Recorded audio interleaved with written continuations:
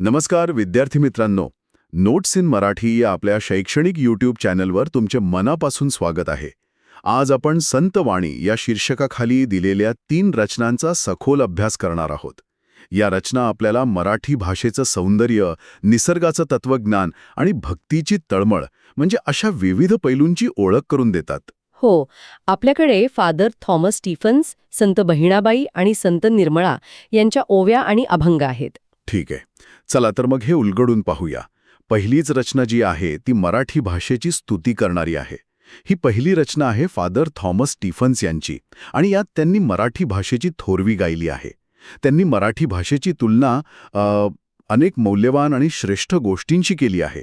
ते म्हणतात, जैसी हरळा माझी रत्नकळा, की रत्नान माझी हिरा निळा, तैसी भाषान माझी चोखळा, भाषा मराठी. वा. म्हणजे जसं रत्नांमध्ये हिरा श्रेष्ठ, तशी भाषांमध्ये मराठी भाषा. आणि यातली सगळ्यात आकर्षक गोष्ट ही आहे की ही तुलना इथेच थांबत नाही, की नाही? नाही, अजिबात नाही. पुढे ते मराठीला फुलांमध्ये मोगरी म्हणतात, सुगंधांमध्ये कस्तुरी पक्ष्यांमध्ये मयूर आणि वृक्षांमध्ये कल्पतरू. म्हणजे या प्रत्येक उपमेतून भाषेची शुद्धता, तिचा सुगंध, सौंदर्य आणि तिची व्यापकता सगळं काही व्यक्त होतं. इथेच खरी गंमत आहे. ते पुढे म्हणतात की ताऱ्यांमध्ये जशा 12 राशी किंवा 7 वारांमध्ये जसे रवी आणि शशी म्हणजे सूर्य आणि चंद्र श्रेष्ठ आहेत, हो हो, तशीच पृथ्वीवरच्या भाषांमध्ये मराठी बोली श्रेष्ठ आहे. बरोबर. आणि यातून केवळ भाषेचं कौतुक नाही दिसत. यातून मराठी भाषेला एक अत्यंत उच्च आणि सन्माननीय स्थान देण्याचा त्यांचा प्रयत्न दिसतो. खरंय. ही रचना म्हणजे मराठी भाषेच्या गौरवाचं एक खूप उत्तम उदाहरण आहे. आता आपण दुसऱ्या रचनेकडे वळूया का, जी संत बहिणाबाईंची आहे? हो, नक्की. इथे विषय भाषेहून थेट निसर्गाच्या आणि कर्माच्या सिद्धांताकडे वळतो. बहिणाबाई काही साधे पण खूप मार्मिक प्रश्न विचारतात. निंबा कडूपण देतेसे कोण, उसा कोडपण कवण करी. म्हणजे कडुलिंबाला कडूपणा आणि उसाला गोडवा कोण देतं? बरोबर. आणि या प्रश्नांची मालिका पुढे चालच राहते. हो. इंद्रवणाला विष कोण घालतं, आंब्याला अमृत कोण देतं, बचनागाच्या अंगी विष कोण लावतं, किंवा फुलांना सुगंध देण्यासाठी कोण येतं. आणि मोहरी तिखट आणि खारीक मधुर का होते. अगदी. हे सर्व प्रश्न एका मोठ्या उत्तराकडे घेऊन जातात. आणि ते उत्तर काय आहे? त्या म्हणतात, बीज तैसे फळ, गोडीचा निवाडा, हा अर्थ उघडा दिसत असे. अच्छा. म्हणजेच जसं बीज असेल तसंच फळ येईल. हा निसर्गाचा नियम आहे आणि तो अगदी स्पष्ट दिसतो. तर या सगळ्याचा अर्थ असा की प्रत्येक गोष्टीचे गुणधर्म तिच्या मुळातच, तिच्या बीजातच दडलेले असतात. अगदी बरोबर. आणि या रचनेचा शेवट त्या अधिक महत्वाच्या विचाराने करतात. तो कोणता? बहिणी म्हणे, बीजा ऐसे येते फळ, उत्तम वोंगळ परीक्षावे. उत्तम वोंगळ परीक्षावे? हो, म्हणजे बीजाप्रमाणे फळ मिळतं हे खरं आहे, पण तरीही चांगलं काय आणि वाईट काय हे पारखून घेण्याची विवेकबुद्धी आपण ठेवली पाहिजे. वा. हे फक्त नियमाबद्दल नाही तर निवडीबद्दल पण आहे. अगदी. आता शेवटची रचना संत निर्मळा यांची.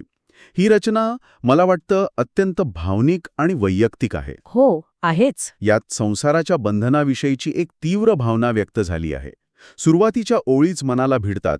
रात्रंदिवस मन करी तळमळ, बहु हळहळ वाटे जीवा. हो, म्हणजे जीवाला चैन नाही, मन सतत तळमळत आहे. खरंय. या ओव्यांमधून एक प्रकारची हतबलता आणि संसाराविषयीचं उबग म्हणजे वीट दिसतो. हो. त्या म्हणतात, काय करू आता पावले न दिसती, घडलीसे गुंती न सुटे गळे.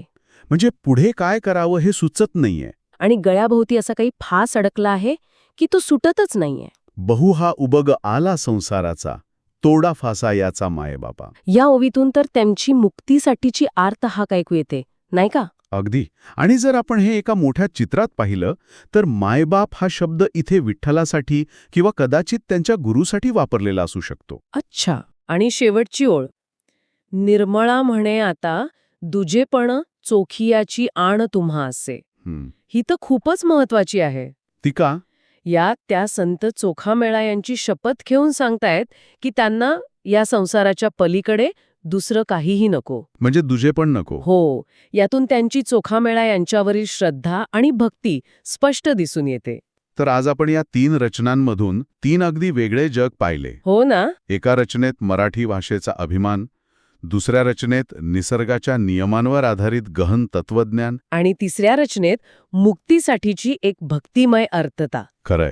आणि या तिन्ही रचना संतवाणीचा भाग आहेत, हेच या परंपरेची विविधता आणि खोली दाखवतं. बरोबर. साध्या सोप्या शब्दांतून किती मोठे विचार मांडले गेले आहेत हे यातून स्पष्ट होतं. या चर्चेच्या शेवटी एक विचार मनात येतो. संत बहिणाबाईंनी निसर्गातील साध्या उदाहरणांवरून, म्हणजे फळाची चव, फुलाचा सुगंध, यावरून जीवनाचा मोठा नियम सांगितला. हो. आपण आपल्या आजूबाजूच्या अशा साध्या गोष्टींचे निरीक्षण करून त्यातून जीवनाविषयीचं कोणते मोठे सत्य शोधू शकतो? विचार करण्यासारखा प्रश्न आहे, नाही?